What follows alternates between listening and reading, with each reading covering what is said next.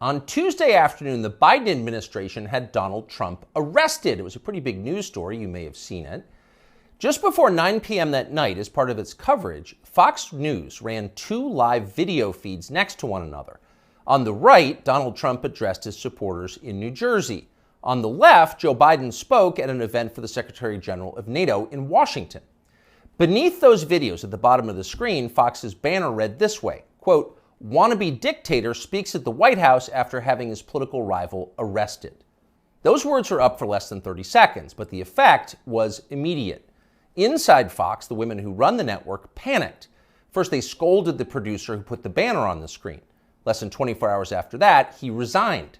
He'd been at Fox for more than a decade. He was considered one of the most capable people in the building. He offered to stay for the customary 2 weeks, but Fox told him to clear out his desk and leave immediately. Then the company issued a public apology for the 27-second-long wannabe dictator line. Quote, "The chyron was taken down immediately," Fox's PR department said, and then added ominously it was, quote, "addressed." That was all true, but it was not enough to save Fox News from the ensuing scandal.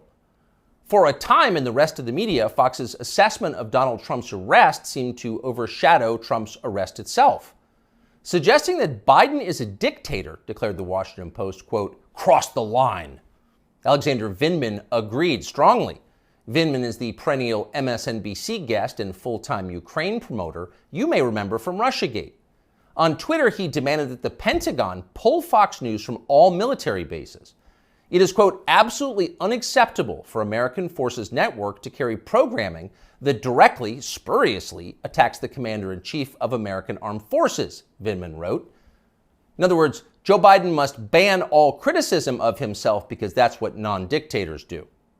John Cusack went further still. "For the crime of calling Biden a dictator, Fox should be shut down," wrote the 80s-era movie star. Quote, "the government has to take away their broadcasting license." And so on. It was all over the internet. Democrats were very, very angry. But why were they angry? If the banner on Fox was false, why the hysteria? Lies don't seem to bother anyone anymore. If some cable news producer had called Joe Biden a genius or accused him of being secretly Sudanese, would anyone be yelling about it? Would Fox News have apologized for it? Probably not. But calling Joe Biden a wannabe dictator, that stung. So you've got to wonder, if you're being honest with yourself, is Joe Biden a wannabe dictator? That question came up yesterday at the White House briefing.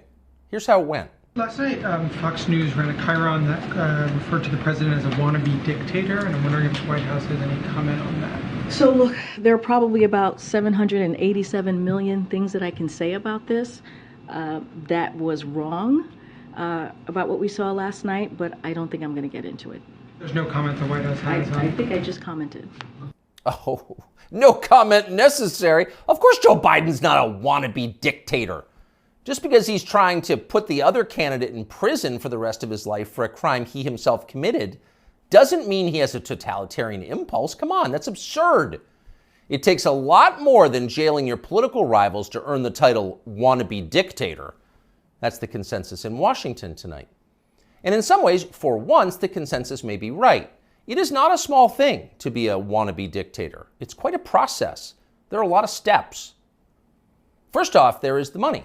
The one thing that all dictators have in common is they enrich themselves and their families, their tribe, even as the countries they govern grow steadily poorer and more desperate. They take kickbacks from businesses and from other dictators. They use the official functions of their government to funnel cash to themselves. They don't bother to hide the fruits of this. They live in garish mansions with big lawns, far from the teeming cities, even as their own citizens languish in growing poverty, in some cases literally living in tents on the street. So they don't really hide it, it's all pretty blatant, and ordinary people resent it. Of course they do, and wannabe dictators know they resent it, but they don't care. There's nothing the population can do about it in a dictatorship. It's no longer possible to fight injustice in a system like that. People can't gather in large numbers to protest the rule of the dictator. If they try that, they'll be arrested by his state security services, even years after the fact. A visit from men in body armor at the breakfast table. That happens. And if citizens persist in believing they can gather in groups to protest, they may be shot to death, a bullet to the throat. And then, just to make the humiliation complete, to make the lesson gin clear to everyone else watching, their relatives can be arrested for daring to complain that their children were killed for complaining. That actually happens in some places. Ask Ashley Babbitt's mother. Here she is in handcuffs. You're arresting Ashley Babbitt's father. You murdered her inside the Capitol, now you're going to arrest her? Come out of there. 101, have a transport response. Sidewalk. So don't be like Ashley Babbitt's mother, much less like poor Ashley Babbitt. She's dead now. That's the message a wannabe dictator would send. And by the way, it's not just public protest that would be banned in a dictatorship. You wouldn't be allowed to complain from your own home. Unauthorized opinions expressed on the internet would be censored. Go too far, press too deep, tell too much truth, and they'll just erase your opinions. They have no choice, really. It's a matter, as they say, of trust and safety. You must trust the leader, or else you will jeopardize his safety. Not that you really can jeopardize his safety at this point. The leader has nuclear weapons, and you don't. He'll remind you of that from time to time. And in any case, you're in the process of being disarmed anyway, along with everyone else who has shown questionable loyalty to the leader. Those who support the regime can keep their weapons and use them freely, including on public transportation. That's a core civil right for them. But for those who dissent from the program, self-defense is an unaffordable privilege. Turn in your guns, Mr. and Mrs. Peaceful Opposition. You're a danger to society, and we know who you are. And in fact, the wannabe dictator does know who they are because he knows everything. Technology has made him all-seeing. A report in Wired magazine just this week revealed that the highly non-dictatorial Biden administration is busy tracking the phones of millions of Americans without their knowledge and without bothering to get a warrant. And at the same time, the same non-dictatorial administration is stockpiling a massive trove of damaging information about these same Americans, to be used at some point, we are sure, for entirely noble purposes. So the administration now knows everything: where you spend your days, who you talk to, what you think, your porn habits. Not a big deal. The administration already knows what you buy, of course, because they've leaned on the big banks to turn over your confidential credit card information. Not because anyone here is a wannabe dictator, to be clear, but just because. It's nice to have that information, just in case, in the words of the Fox News PR department, a situation arises that needs to be, quote, addressed. It's all totally normal. It's not a dictatorship, okay? But in the end, the main reason you know Joe Biden is not a wannabe dictator is because he just does not fit the profile as a man. Dictators have that look. You know one when you see one. Dictators build cults of personality around themselves, and they use those cults to deny the glaringly obvious. In his later years, to name just one example, North Korean dictator Kim Il-sung developed an enormous baseball-sized tumor on the back of his neck. It was huge. It was grotesque. It was right there. You couldn't ignore it. You couldn't possibly not see it.